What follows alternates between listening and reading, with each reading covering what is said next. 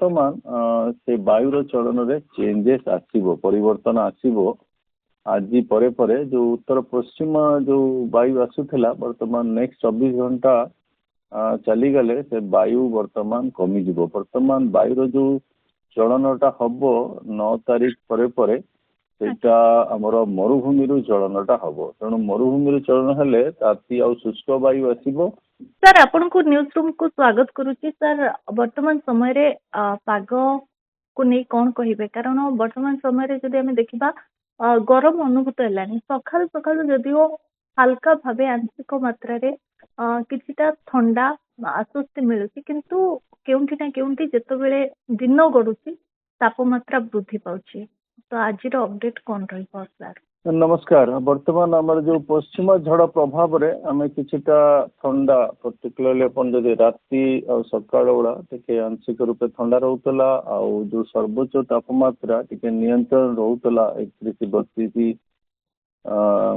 ଯୋଉ ସବୁ ଜାଗାରେ ମାନେ ମୁଖ୍ୟତଃ ରହୁଥିଲା। କିନ୍ତୁ ବର୍ତ୍ତମାନ ସେ ବାୟୁର ଚଳନରେ ଚେଞ୍ଜେସ୍ ଆସିବ, ପରିବର୍ତ୍ତନ ଆସିବ। ଆଜି ପରେ ପରେ ଯୋଉ ଉତ୍ତର ପଶ୍ଚିମ ଯୋଉ ବାୟୁ ଆସୁଥିଲା ବର୍ତ୍ତମାନ ନେକ୍ସଟ 24 ଘଣ୍ଟା ଚାଲିଗଲେ ସେ ବାୟୁ ବର୍ତ୍ତମାନ କମିଯିବ। ବର୍ତ୍ତମାନ ବାୟୁର ଯୋଉ ଚଳନଟା ହବ 9 ତାରିଖ ପରେ ପରେ ସେଇଟା ଆମର ମରୁଭୂମିରୁ ଚଳନଟା ହବ। ତେଣୁ ମରୁଭୂମିରୁ ଚଳନ ହେଲେ ତାତି ଆଉ ଶୁଷ୍କ ବାୟୁ ଆସିବ। ଆପଣଙ୍କର ବର୍ତ୍ତମାନ ତାତି କଣ୍ଡିସନ ବଢିବ। ପଶ୍ଚିମ ଭାରତରେ ବଢିବ, କେନ୍ଦ୍ରୀୟ ଭାରତରେ ବଢିବ, ଆଉ ପୂର୍ବ ଭାରତରେ ବଢିବ। ଯୋଉ ସମୟ ସୀମାଟା ଲାଗୁଛି ମତେ ଲାଗୁଛି 12ରୁ ଯୋଉ ସମୟ ସୀମାଟା ରହୁଛି 17 ସେଇ ସମୟ ସୀମାରେ ମତେ ଲାଗୁଛି ଗ୍ରୀଷ୍ମ ପ୍ରବାହ କଣ୍ଡିସନ ଆସିପାରେ ଓଡିଶାକୁ ଆଉ ପାର୍ଶ୍ୱବର୍ତ୍ତୀ ରାଜ୍ୟମାନଙ୍କୁ। ନିର୍ଦ୍ଦିଷ୍ଟ ଭାବରେ ଓଡିଶା, ଛତିଶଗଡ଼, ଝାଡଖଣ୍ଡ ଆଉ ପଶ୍ଚିମବଙ୍ଗ, ତେଲେଙ୍ଗାନା, ପୂର୍ବ ମହାରାଷ୍ଟ୍ର ଏଇ ସବୁ ଅଞ୍ଚଳ, ଓଡିଶାର ପର୍ଟିକୁଲାରଲି ଯୋଉ ପଶ୍ଚିମ ଓଡିଶାଟା ଆଉ ଦକ୍ଷିଣ ଆଭ୍ୟନ୍ତରୀଣ ଓଡିଶାଟା ମତେ ଲାଗୁଛି ବେଶୀ ପ୍ରଭାବିତ ହବ। ତେଣୁ ବର୍ତ୍ତମାନ ତାତି କଣ୍ଡିସନ ଆମେ ରହିବା। ପୁଣି 16 ପରେ ପରେ ଦକ୍ଷିଣ ବଙ୍ଗୋପସାଗର ସକ୍ରିୟ ରହୁଛି। ତେଣୁ ବର୍ତ୍ତମାନ ଦକ୍ଷିଣ ବଙ୍ଗୋପସାଗର ସକ୍ରିୟ ରହିବା ଦ୍ୱାରା କିଛିଟା ଆର୍ଦ୍ରତାପୂର୍ଣ୍ଣ ବାୟୁ ଆସିବ। ମତେ ଲାଗୁଛି 17 ପରେ ପରେ ଟିକେ ରିଲାକ୍ସେସନ ମିଳିବାର ସମ୍ଭାବନା ରହୁଛି। କିନ୍ତୁ ବର୍ତ୍ତମାନ ଯୋଉ ସମୟ ସୀମା ଆସୁଛି ନିର୍ଦ୍ଦିଷ୍ଟ ଭାବରେ ମତେ ଲାଗୁଛି 9ରୁ ଯୋଉ ସମୟ ସୀମା ଆସୁଛି 15-16 ଆମେ ଗ୍ରୀଷ୍ମ ପ୍ରବାହ ଏପିସୋଡରେ ରହିବାର ମତେ ସମ୍ଭାବନା ଲାଗୁଛି। এই ସମୟରେ ରାଜ୍ୟରେ କୁହୁଡି କଣ୍ଡିସନ ଦେଖାହବ?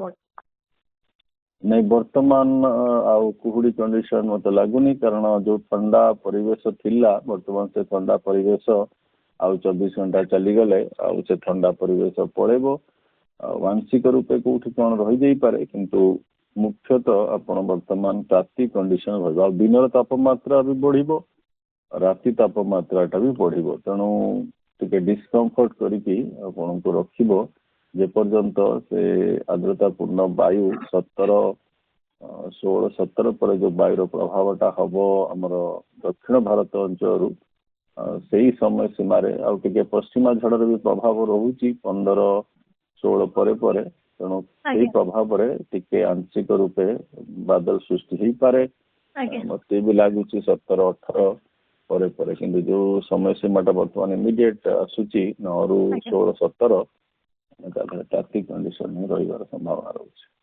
ସାର୍ ଆମ ପାଖରେ କିଛି କମେଣ୍ଟ ମାନଙ୍କର ପ୍ରଶ୍ନ ରହିଛି, ମୁଁ ଏବେ ଆପଣଙ୍କୁ ପଚାରିବା ପାଇଁ ଚାହିଁବି।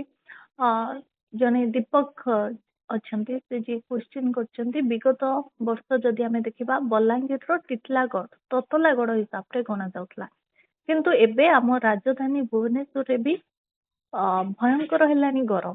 କାହିଁକି ଏଭଳି ସ୍ଥିତି? ନାଇଁ, ବର୍ତ୍ତମାନ ବି ଯୋଉ ସମୟ ସୀମା ଆସୁଛି ଆଗକୁ ଗୋଟେ ହପ୍ତା ଆପଣଙ୍କର ବଲାଙ୍ଗୀର, ଟିଟଲାଗଡ଼ ବି ତାତି କଣ୍ଡିସନରେ ରହିବ। ଆଉ ତା ସହିତ ବି କିଛିଟା ଆମର ଯୋଉ ଉପକୂଳବର୍ତ୍ତୀ ଅଞ୍ଚଳ ଯେମିତି ଆପଣ କହିଲେ ଭୁବନେଶ୍ୱର ତାପମାତ୍ରା ବି ବେଳେବେଳେ 45 ଛୁଇଁ ଯାଉଛି। ତାର କିଛିଟା ବି ସ୍ଥାନୀୟ କାରଣ ରହିପାରିଥାଏ, ଯୋଉଟା କି ସେ ଯୋଉ ଲାର୍ଜ ସ୍କେଲ ଯୋଉ ଗରମକୁ ଆହୁରି ବଢେଇ ଦଉଛି। ତେଣୁ କିନ୍ତୁ ପଶ୍ଚିମ ଓଡିଶାଟା ବେଶୀ ପ୍ରଭାବିତ ହୁଏ ଆଉ ଏଥର ବି ପ୍ରଭାବିତ ହବାର ମତେ ସମ୍ଭାବନା ଲାଗୁଛି। ସାର୍ ଉପକୂଳ ଓଡିଶାରେ ପାଗ କେମିତି ରହିବ କ'ଣ କହିବେ?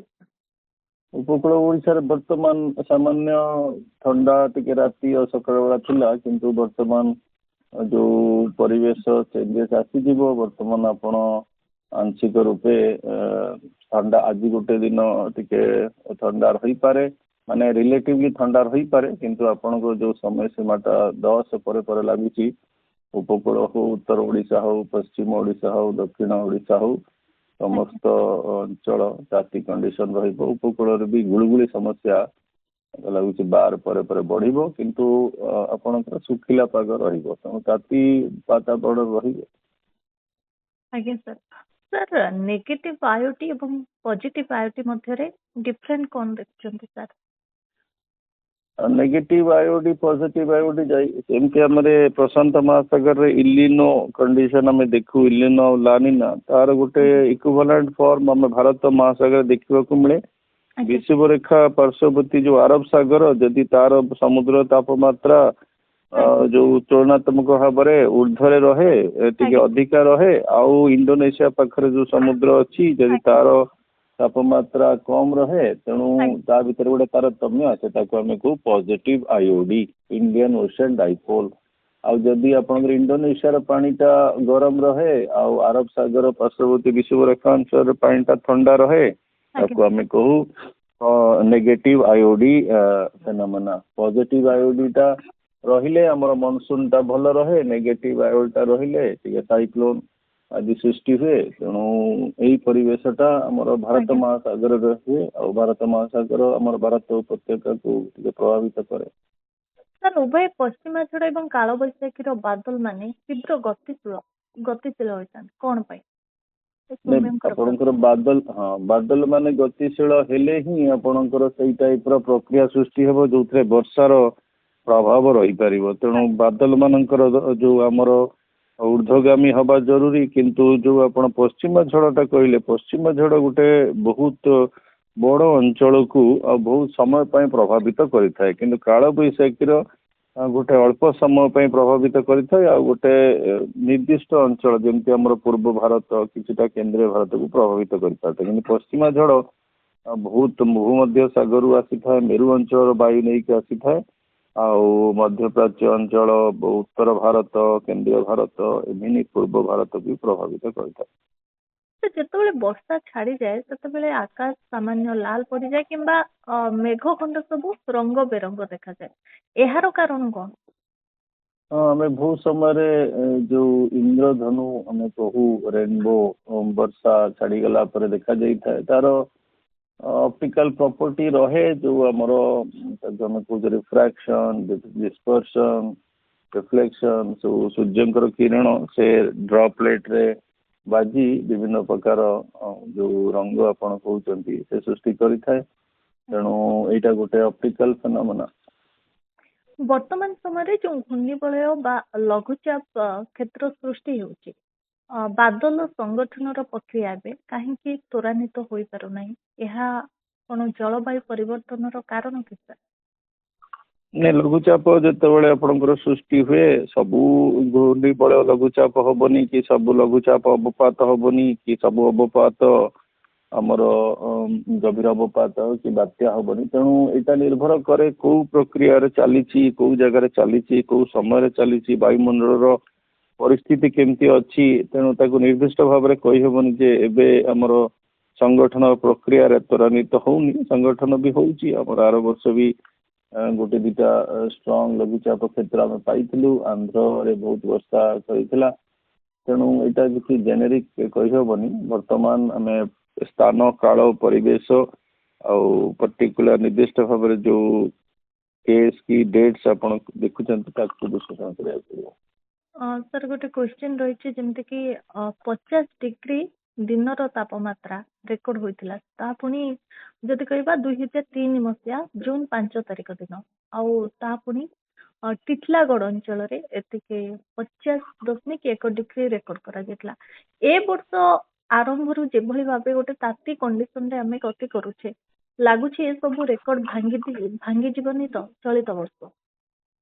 ना प्रथमत कथा हूँ जो 50 डिग्री आप कहते मो पाखे सेमती किसी डाटा नहीं जे ओडिशा रे 50 डिग्री होतिबार मु जानिबा पाइली जे 45 होईची 46 होईची हाँ टिटलागढ़ रे रहे 45 46 रहे 2003 रे भी 45 46 रही किंतु 50 डिग्री ओडिशा रे हबार मो नॉलेज रे नहीं। आउ द्वितीय जिनस कहले अपन जो ए वर्षर जो तापमात्रा हाँ मार्च फेब्रुआरी बढ़िला मार्च भी बढ़िबो वर्तमान नेक्स्ट एपिसोड आसुची जो 9 रु नहीं 16 पर्यंत 17 पर्यंत से तापमात्रा बढ़िबो कि 50 डिग्री मत कहीं लगुच हेनी किंतु हाँ तापमात्रा बढ़िबो कि भल ए वर्ष रोचे जे पुणी 17 18 पर टिके आंशिक रूप बादल सृष्टि हबार संभावना रोचे तेणु ऑफ एंड ऑन रही आर वर्ष 2024 रे गोटे कंटिन्यूअसली चलला से जिनस हिट कंडीशन रही बढ़िबो कमिबो। सर सौम्यंकर आउ गोटे क्वेश्चन रही जमती कि एबे किछि वर्ष हेबो बंगोपसागर जो लघुचाप बा गभीर अवपात रूप नेउछि ता नेला परे काहेकि वर्षार परिमाण वर्तमान समय रे कम रही एहार कारण कोन?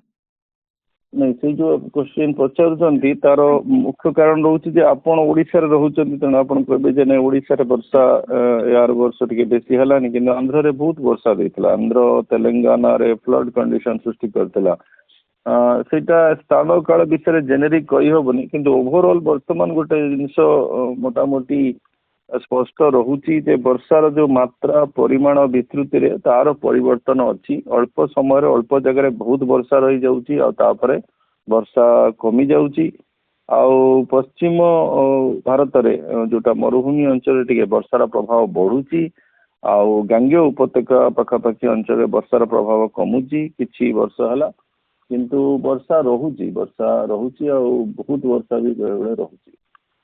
समुद्र उत्क्षेपण होता जो मिसाइल द्वारा जो वायु निर्गत होची कह जाई परिबो कि ताहा जलवायु परिवर्तन पई कारण सजुची? नहीं सेमती किसी डाटा की स्टडी नहीं जोटा फल कि आप कहीदे पारे कि नहीं जो उत्क्षेपण होता वायुमंडल को प्रभावित करुच्ची विश्लेषण दरकार वर्तमान किसी डाटा नहीं विषय कह। जलवायु परिवर्तन द्वारा बादल जल धारण क्षमता प्रभावित होउची के सर? हाँ निश्चय एटा भल प्रश्न जल धारण क्षमता प्रभावित होउची भल रूपे प्रभावित होउची आ ता द्वारा जो बादल सृष्टि आ बादल संगठन आ वृष्टि ए सब जिनस ता ऊपर प्रभावित करुच्ची आमर भी निजे आमे स्टडी करिछु जे जो जल धारण क्षमता बढ़ी गला फल आपनकर वर्षार मात्रा बढ़ी जाउची किंतु विस्तृति बेले माने कमी जाउची आउ आमे ताको जो क्लाउड हीटिंग भी से द्वारा प्रभावित होउची ठीक कथा कहछ। बसंतर पहले स्पर्श रे आमे निताघर बैसाख को अनुभव करूछे तबे गोटे वैज्ञानिक दृष्टिकोण रु जदि आमे देखिबा आपन को लागुनी जे सर मनुष्य समाज एक ध्वंसाभिमुखे अग्रसर हेउची बोली? हाँ वर्तमान जो मात्रा रे तापमात्रा वृद्धि घटुची आ नेक्स्ट अपन गोटे वीक जो तापमात्रा देखिबे सेटा डेफिनेटली गोटे चिंताजनक विषय हमर इकोनॉमी ऊपर प्रभाव करूची हम भारतर खाद्य उत्पादन को भी प्रभावित करूची तेणु इटा गोटे डेफिनेटली बहुत गभीर आ अनुशूलनर विषय आ जेते शीघ्र आमे किछिटा एक्शन नबा जो जहाँ द्वारा कि हमर एमिशन कमिबो आमर जो रिन्यूएबल एनर्जी ऊपर भी प्राधान्य दरकार जहाँ फल कि ये सब नियंत्रण अवस्था रही पारिबो जहाँ फल कि नेक्स्ट जेनेरेशन जो पृथ्वी रोची हमर नेक्स्ट जेनेरेशन पई कि ये टिके संतुलन अवस्था रे रहिबो नहले एई टाइप रो अदिनिया कंडीशन सृष्टि करी कि परिस्थिति को आहुरी उत्कट करिवो।